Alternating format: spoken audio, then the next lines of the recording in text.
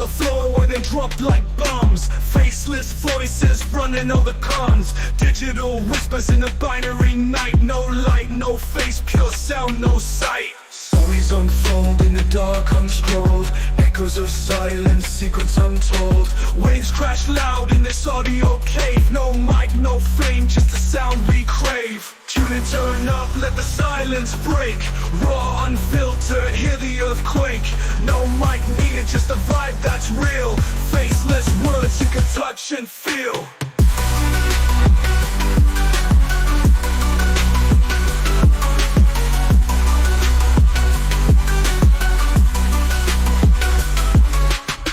In shadows, voices untamed. No need for spotlight, no claim to fame. Just a beat of life in a stream of thought. Every word a punchline, no need to be taught. Just listen close, no visuals needed. Raw conversation, unprocessed, unseated. Feel the pulse in every sentence said. No distractions, just thoughts in your head. Whispers of the streets, rumbling through. Faceless yet vivid, a world in view. No mic, just souls, connecting in flow. Pure and raw, let the rhythm go.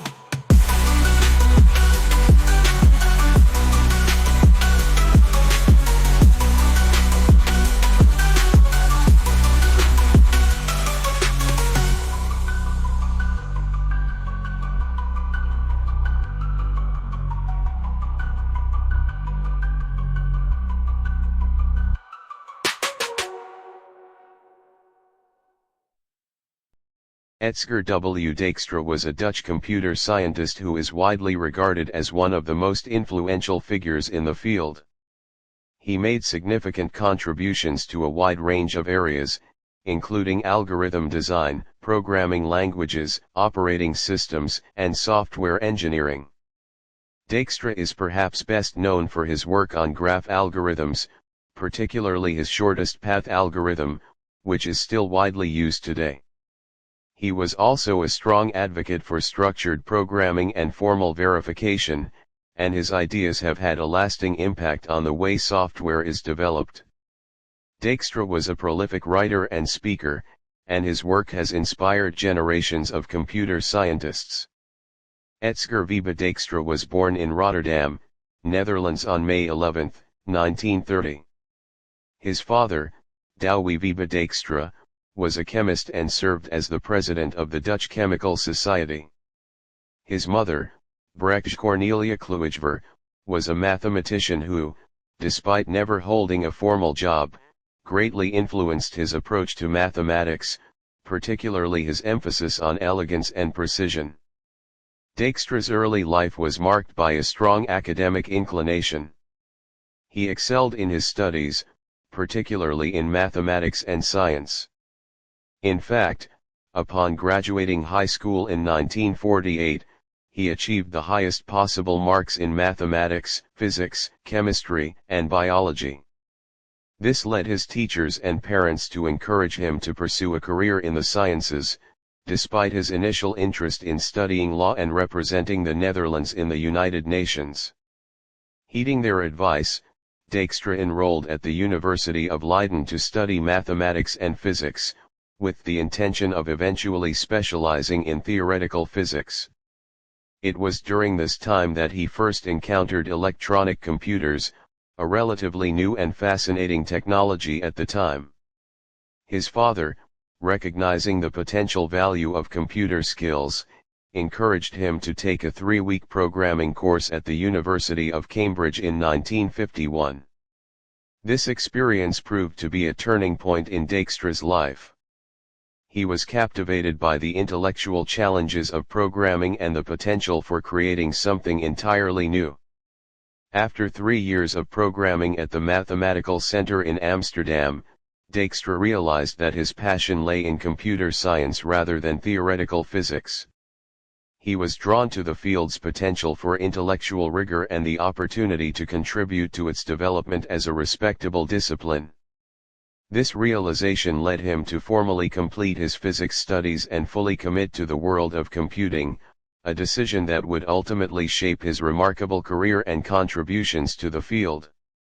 Edsger W. Dijkstra's PhD thesis, communication with an automatic computer, wasn't just a dry academic exercise, it was a deep dive into the very core of how humans interact with machines.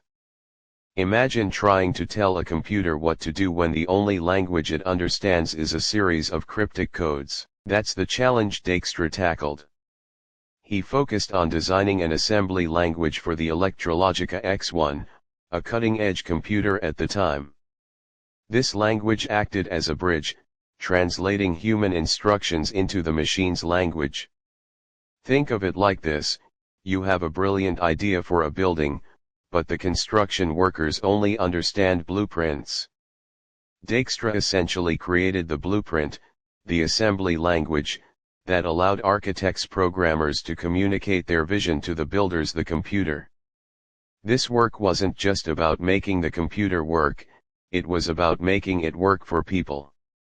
It laid the foundation for more user-friendly programming languages and showed Dijkstra's early commitment to making computers accessible and efficient tools for human minds.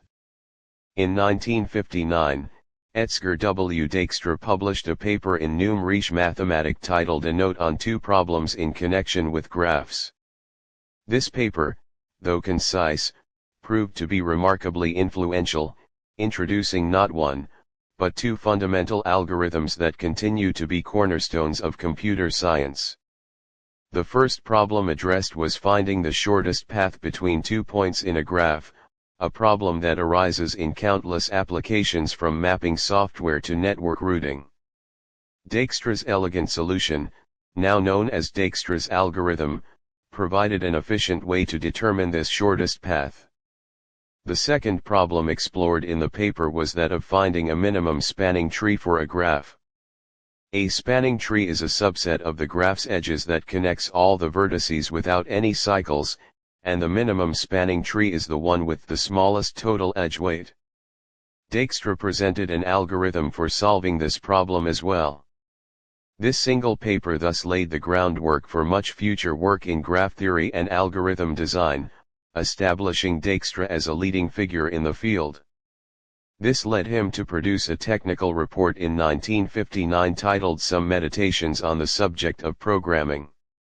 This wasn't a polished, peer-reviewed publication, but rather a more informal document, EWD 149, where he could explore his thoughts on the nature of programming.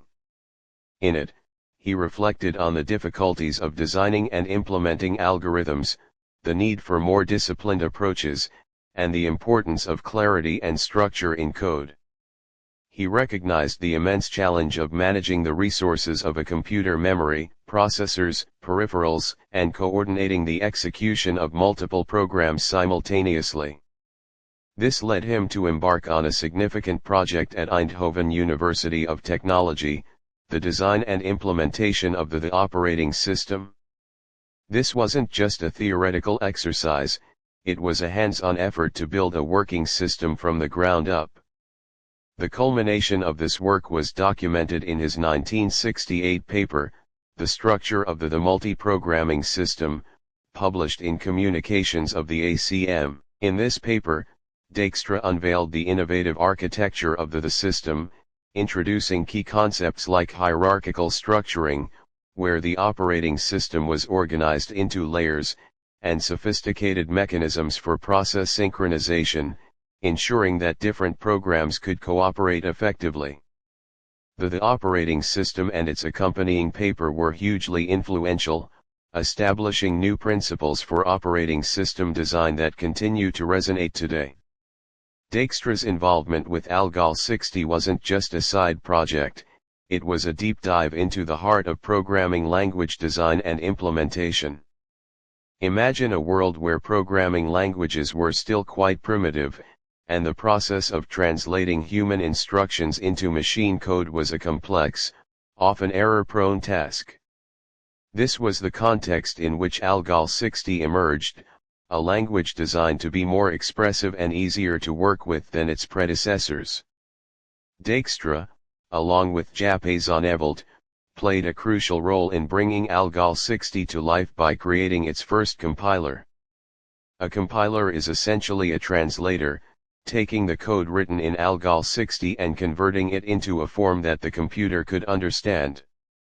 This was a massive undertaking, requiring not only a thorough understanding of the ALGOL 60 language specification but also a deep knowledge of computer architecture and software engineering principles. Building this compiler wasn't just about making ALGOL 60 usable, it was about pushing the boundaries of what was possible in compiler technology. The success of the ALGOL 60 compiler helped solidify the language's influence, as it became a foundation for many future programming languages. This experience also likely shaped Dijkstra's later work on structured programming and his emphasis on clarity and rigor in software development. His work on ALGOL 60 demonstrated his practical skills, his ability to work on complex software projects. Concurrent programming. Dijkstra was one of the pioneers in the study of concurrent programming, which deals with the challenges of writing programs that can execute multiple tasks simultaneously. He developed important concepts like semaphores, which are used to synchronize and coordinate the execution of concurrent processes.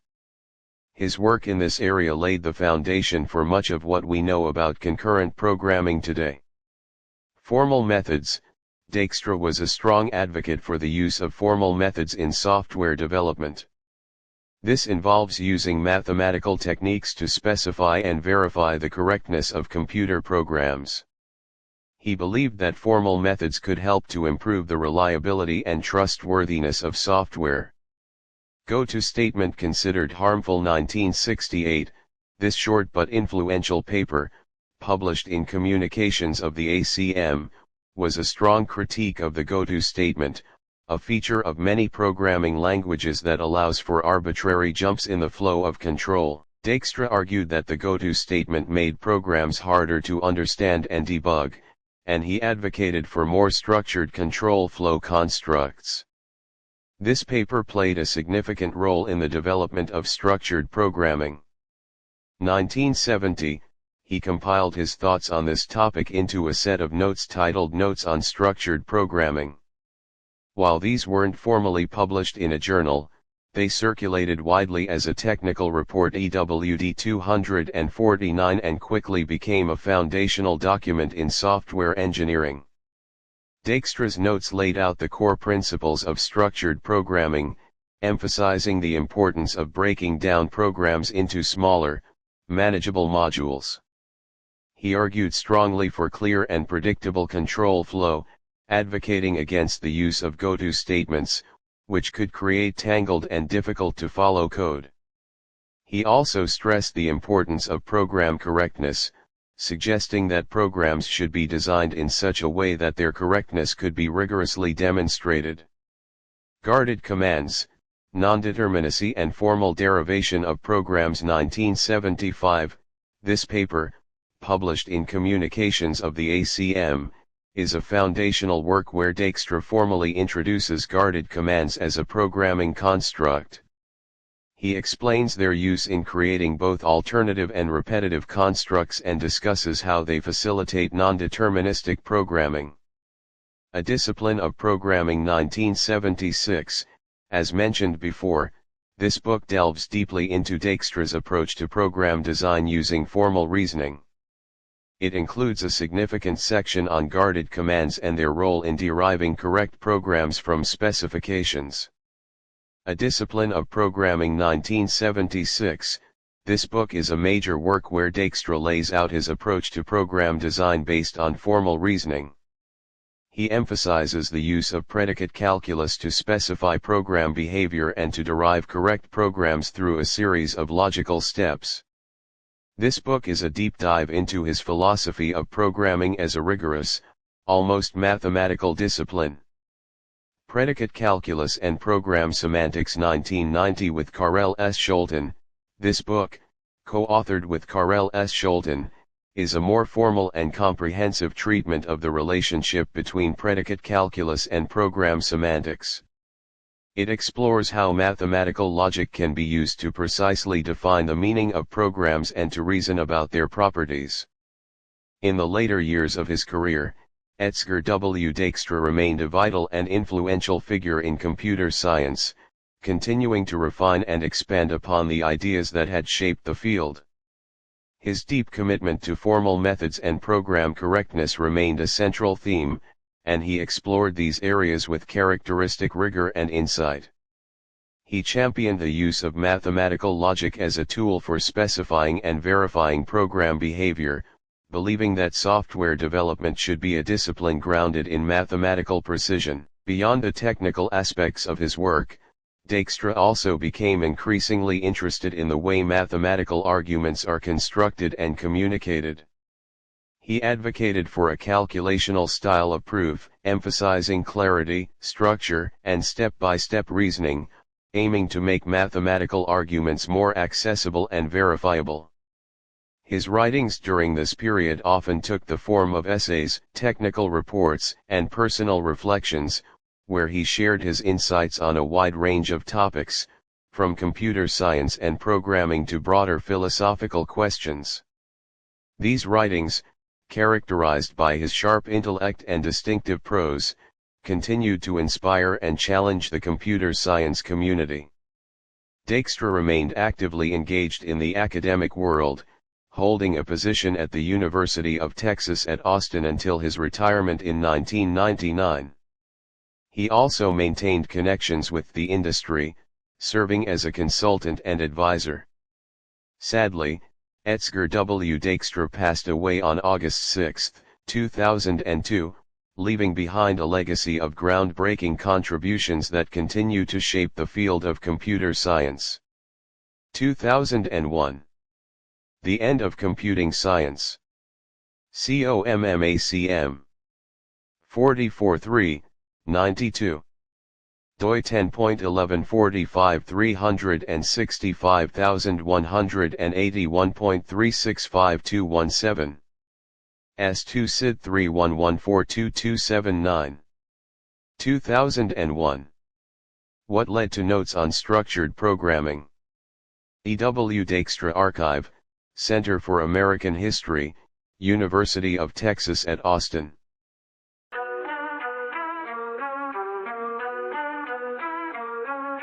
Mics on the floor where they drop like bombs. Faceless voices running all the cons. Digital whispers in a binary night. No light, no face, pure sound, no sight. Stories unfold in the dark unscrolled.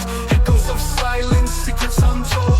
Waves crash loud in this audio cave. No light, no fame, just the sound we crave. Tune in, turn up, let the silence break. Raw, unfiltered, hear the earthquake.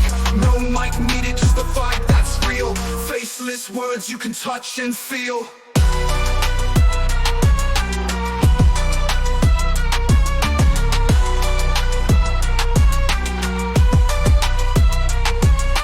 Hidden in shadows, voices untamed. No need for spotlight, no claim to fame. Just a beat of life in a stream of thought. Every word a punchline, no need to be taught. Just listen close, no visuals needed.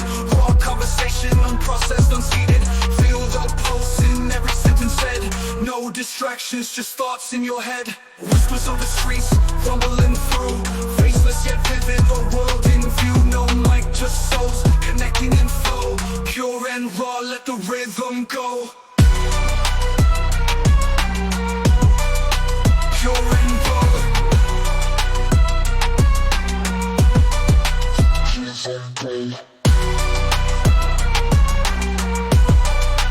Pure and raw.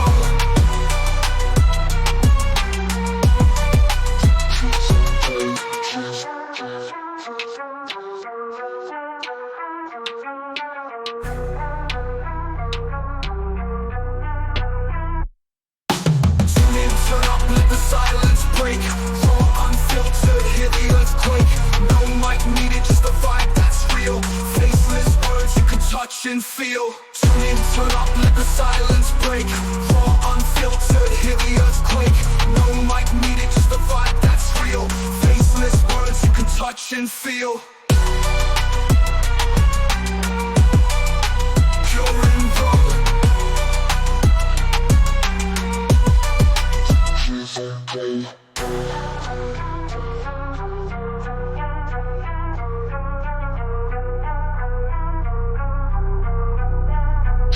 present day.